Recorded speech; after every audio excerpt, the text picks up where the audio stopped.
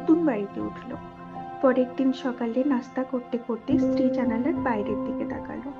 পাশের বাড়ির উঠানে কাপড় শুকাতে দেখে সে বিরক্ত হয়ে বলল, ওদের কাপড় এত নোংরা কেন? ঠিক মতো ধুতেই জানে না। স্বামী চুপচাপ শুনল এবং মৃদু হেসে বিষয়টা এড়িয়ে গেল। দিন যেতে লাগলো, আর প্রতিদিনই স্ত্রী একই কথা বলতো। প্রতিবেশীর কাপড়, তার দোষ, তার সমালোচনা। প্রায় 1 মাস পর এক সকালে সে অবাক হয়ে দেখলো কাপড়গুলো একদম ঝকঝকে পরিষ্কার। বিস্মিত হয়ে সে বলল, বাহ, ও অবশেষে ভালো করে কাপড় ধোয়া শিখেছে। কে শেখালো ওকে? তখন স্বামী শান্ত গলায় বলল, আজ ভোরে আমি আমাদের জানালার কাঁচটা পরিষ্কার করেছি। স্ত্রী স্তব্ধ হয়ে গেল।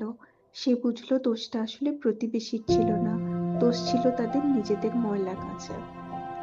তাই জীবনে অন্যকে বিচার করার আগে নিজের দৃষ্টিভঙ্গি পরিষ্কার করো, কারণ অনেক সময় সমস্যা মানুষের মধ্যে নয়, আমাদের দৃষ্টিতেই লুকিয়ে থাকে। ভালো লাগলে ভিডিওটি লাইক করুন, কমেন্ট করে আপনার মতামত জানান, আর এমন গল্প পেতে হলে চ্যানেলটি সাবস্ক্রাইব করতে ভুলবেন না।